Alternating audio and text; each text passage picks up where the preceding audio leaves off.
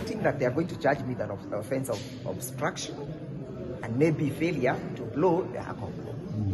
But the question is, how can the vehicle that are stalled as a result of consuming contaminated diesel, the driver be charged with the offense of obstruction? That is what I wanted to know. Number two, when we went to the police station, they tried to solicit some money from me. They were asking for about 20,000, and I refused. I told them, I cannot bribe you for an offense, and even I cannot bribe you, just take me to court. If I've done committed any crime or any offense, take me to court. So the failure to pay them, to bribe them with the 20,000,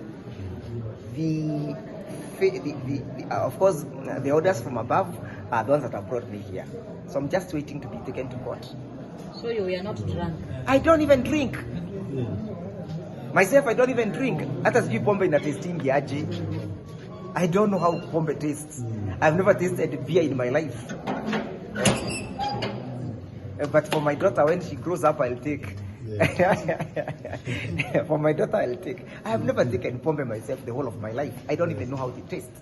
I don't even know the price of beer. I don't know. Miss Jui.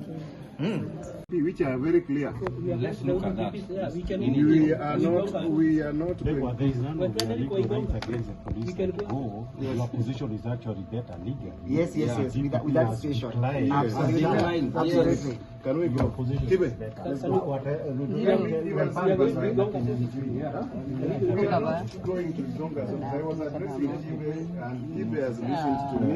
You are legally. Yeah, I agree.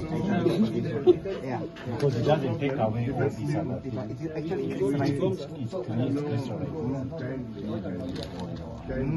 DPP has done the part, and they have given us.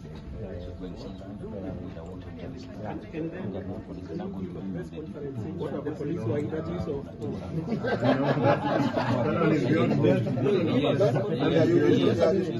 Where are we going now?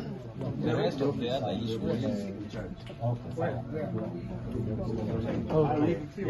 What are the events after this? I think that's He goes home. How about my vehicle? No. We are sorting out that. We are going to sort it out. Because Okay, we just go. Officer, No, give a we are press not conference. forgetting. No, I think that is We are better off.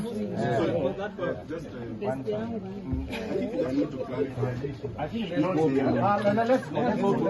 Okay, let's go the media. If they have nothing to charge me for, why did you bring me here? Njiru, where you are my friend? Definitive opinion. You are in traffic for almost 4 hours.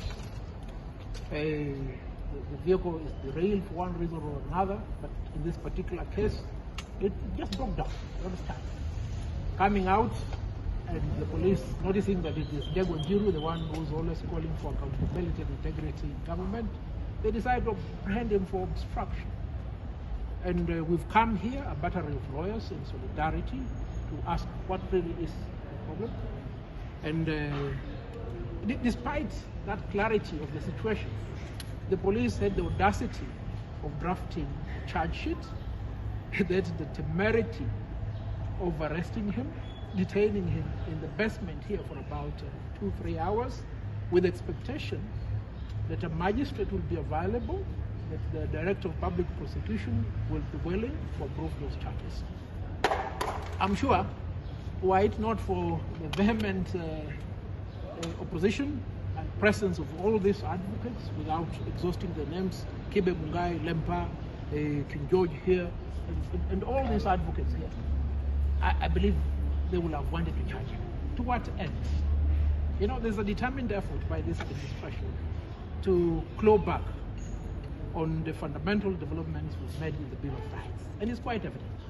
And to the extent that they can have the audacity of doing this to an advocate, not just any other advocate, a distinguished advocate, then we shudder to imagine what they do behind the scenes to everybody else, to any other advocate, especially when an advocate is in the line of duty.